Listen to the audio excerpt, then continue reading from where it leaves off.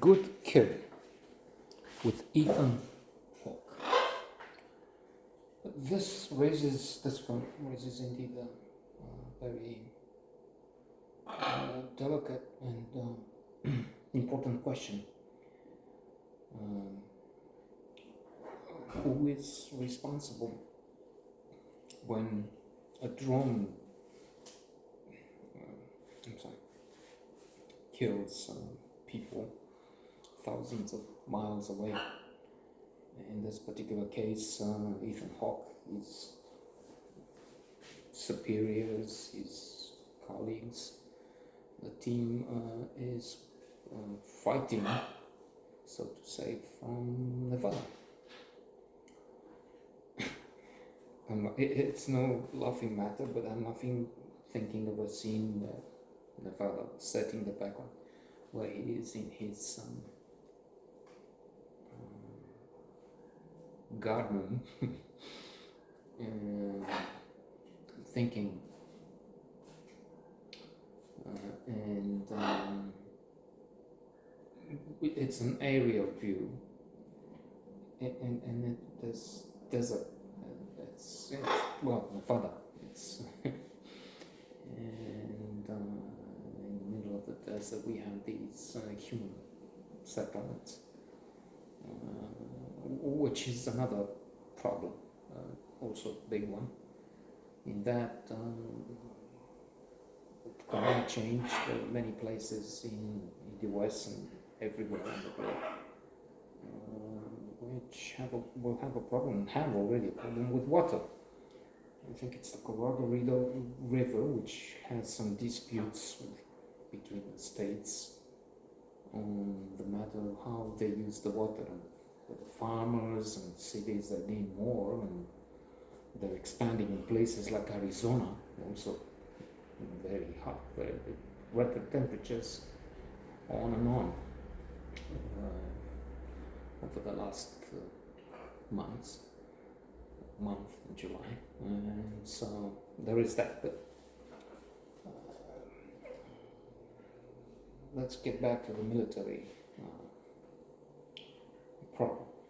So you have people piloting those drones from very far away, as I said, Nevada, and then they're sending missiles, weapons to kill enemies in the Middle East.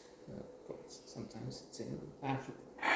But recently, I think they killed the Al-Shabaab, or some leaders there, terrorist organization in Somalia, at the request of the Somalian government.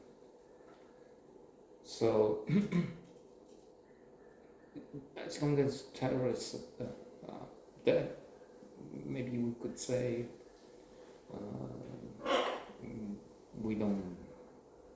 we're not sorry, and we don't see another way until they both stop killing innocent people in their countries and in the West. But alas, it's not just that we have early on a situation where they're after bad for a good kill. A good kill is one when a monster dies, a terrorist leader. But while they're targeting them, for instance, they have this group of children where they're 2, 3 more, and they're focused. They have the go ahead, they launch, and it's 10 seconds or so before they have impact. But then in those seconds, some children, as I said, come running from nowhere, from another street, and then they're killed. So that's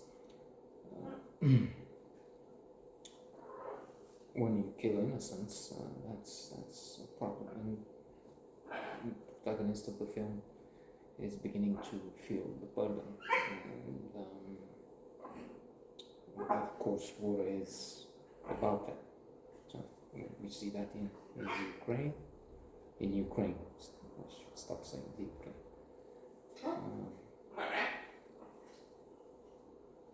the monster Putin launched the war. And so many people, children, innocent people, have to suffer. Millions, tens of millions, not just millions.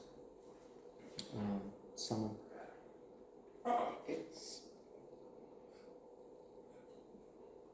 it's a calamity. It's so absurd.